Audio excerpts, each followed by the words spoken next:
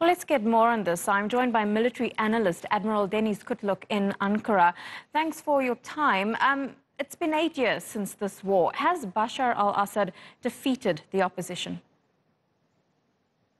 I have the feeling that the Syrian leadership seems to have won the civil war, or let's say quasi-counter-terrorist operation against ISIS, and eventually he has toppled the opposition as well. But it looks like a kind of Pyrrhic victory where winner is left very little. Admiral Kutluk, what's the cost been? I mean, financially, it's running into the billions. 8 years on, their reconstruction efforts, but the war is continuing. What's the human cost to this war? It's huge.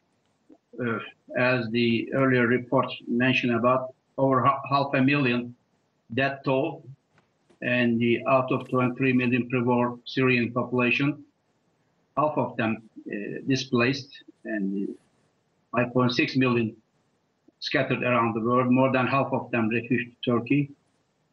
And the $250 billion cost is estimated for the recuperation of the country.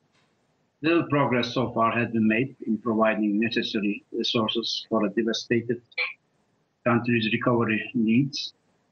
All in all, it's a human tragedy, and the war casualties must be much more than 500,000. It's very sad to watch it. You've been part of the Turkish military, and we know that this war in Syria has obviously affected Turkey itself on the border.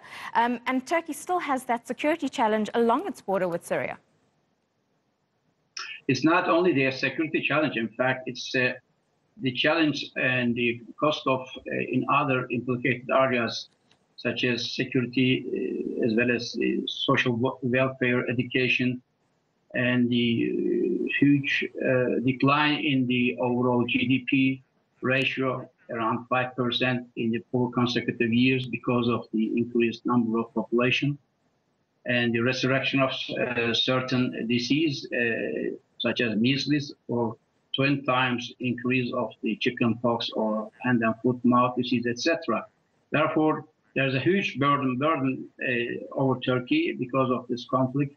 But after all, it's our neighbor, and we have to contribute to the establishment first of the security and stability over there, then after probably to extend our support for the good of people. Admiral Deniz Kutluk live to us there from Ankara as we look back at 8 years since the start of that war in Syria. Thank you for your time.